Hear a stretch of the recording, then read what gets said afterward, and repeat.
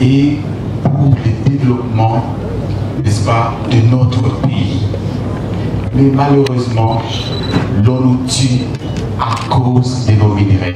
C'est la raison pour laquelle nous sommes ici, Cathy.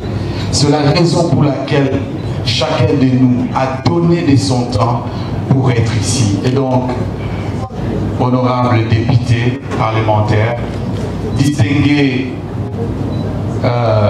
membres de délégation diplomatique, chers leaders de la société civile, mesdames et messieurs, alors que nous arrivons au terme de ce dialogue national, je voudrais, au nom du comité de crise, vous adresser un mot sincère de remerciement, de reconnaissance.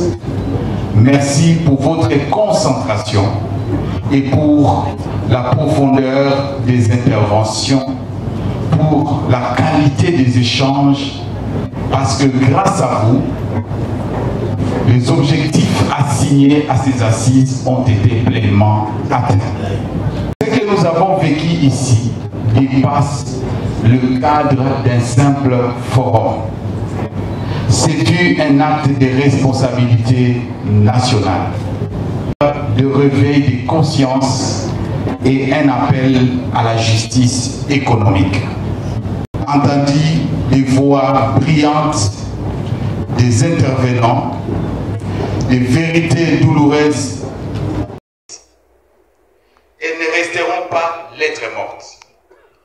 Le comité de crise pour la paix et la sécurité en RDC s'engage à les compiler et à les porter à l'attention des autorités et principalement de la première ministre qui l'a souhaité ainsi. Et donc, nous prenons acte de la mise en place d'une commission de suivi, de la mise en œuvre des résolutions qui travaillera en étroite collaboration avec les autorités nationales afin d'installer effectivement les comités multi-acteurs de suivi au niveau national sur la gouvernance de ressources naturelles. Et comme je le disais, la Première ministre, son Excellence Judith Souminois, l'a souhaité ainsi. Nous nous engageons à lui transmettre les conclusions complètes de ces assises en espérant qu'elles contribueront à inspirer les réformes minières dans notre pays. Nous saluons et remercions particulièrement la participation des plateformes des communautés ethniques venues du Nord Kivu, du Sud Kivu, de l'Ituri et du Congo central à ces assises. Votre présence, vos écrits, vos propositions ont donné à ces travaux une légitimité populaire, une force morale et une profondeur que seuls ceux qui vivent les réalités des terrains peuvent apporter.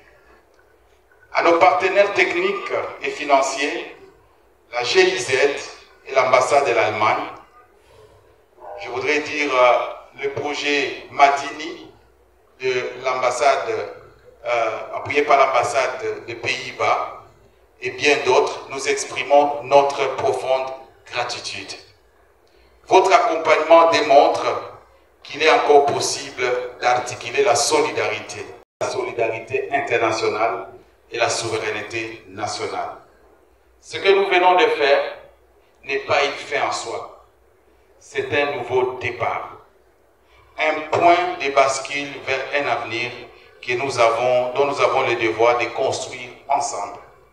Et le comité de crise pour la paix et la sécurité restera fidèle à sa mission de rassembler, de coordonner et de porter une diplomatie citoyenne afin que la paix et le développement arrivent pour une prospérité partagée dans la région. Merci à tous et à toutes. Que Dieu bénisse la République démocratique du Congo. Que vive la paix, que vive la justice minière. Je vous remercie. Mais dans l'histoire, nous n'avons pas seulement la motivation de continuer notre travail, mais aussi l'obligation. C'est un grand honneur pour moi de prendre la parole en cette occasion de clôture de cet important forum. J'avais déjà assisté à l'ouverture d'une fois, très intéressé par les discours politiques d'ouverture ainsi que par le contenu du premier panel que j'avais encore suivi. Après avoir suivi tout à l'heure des résumés, des résultats, je suis très impressionnée par le travail constructif et les résultats des 6 commissions qui se sont réunies ici ces dernières jours. Même les fortes pluies ces derniers jours qui s'abattent sur Kinshasa, concertées, qui ont été discutées ici, comme cela a été demandé lors du discours d'ouverture. La mobilisation des autorités gouvernementales pour accompagner cette initiative était remarquable. Les appels à la mobilisation pour un plan d'action concert à l'issue de ce dialogue ont été entendus. Madame la Première ministre ainsi que le ministre national des Mines ont promis l'appropriation des résolutions de ce dialogue.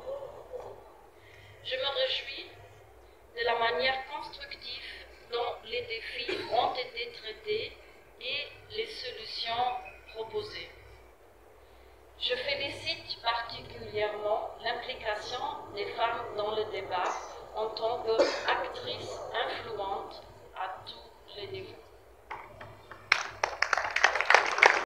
Les ressources minières de la République démocratique du Congo sont sans aucun doute un grand trésor qu'il convient d'exploiter pour promouvoir le développement des provinces et du pays. La participation de la société civile aux efforts d'amélioration de cette exploration est importante. Comme l'avait indiqué l'ambassadeur de la République fédérale d'Allemagne à l'ouverture de cet atelier, c'est dans ces moments difficiles que l'Allemagne se tient aux côtés du peuple congolais et de son gouvernement pour lui témoigner sa solidarité. Ce dialogue renforce la coopération technique et politique entre nos deux gouvernements, mais il met aussi en lumière les défis qui rencontrent les acteurs du secteur dans le contexte de guerre. Je tiens à vous remercier personnellement et chaleureusement pour votre participation.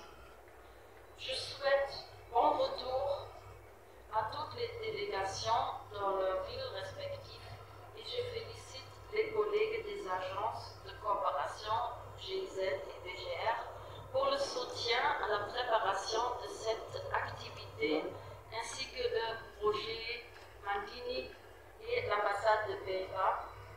Je renouvelle toute ma reconnaissance à l'endroit des organisations membres du comité de pilotage de cet atelier. Je remercie le comité de crise pour la paix et la sécurité en RDC pour le portage de l'événement au nom du comité de pilotage et je souhaite plein succès aux initiatives de plaidoyer qui sont envisagées dans les jours à venir. Que vit la paix?